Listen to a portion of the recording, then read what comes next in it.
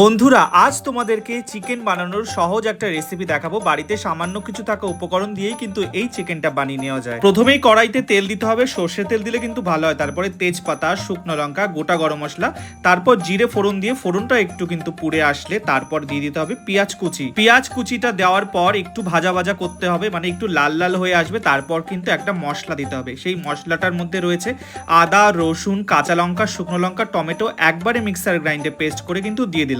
এরপর সুন্দর করে মশলাটা কিন্তু ভালো করে কষিয়ে নিতে হবে। তো মশলাটা দিয়ে খানিকক্ষণ কষিয়ে নেওয়ার পর পরিমাণ মতো লবণ, হলুদ দিয়ে কিন্তু আবারও মশলাটা ভালো করে কষিয়ে নিতে হবে। এরপর পরিমাণ মতো জিরে গুঁড়ো, ধনিয়া গুঁড়ো দিয়ে কিন্তু সুন্দর করে মশলাটা কষিয়ে নেওয়ার পর আগে থেকে ধুয়ে রাখা চিকেনটা দিয়ে দিতে হবে। তোমরা চাইলে চিকেনে আগে থেকে নুন বা দই মাখিয়ে রাখতে পারো, কিন্তু আমার হাতে সময় ছিল না বলে চটজলদি এই রান্নাটা কিন্তু করে ফেলেছিলাম।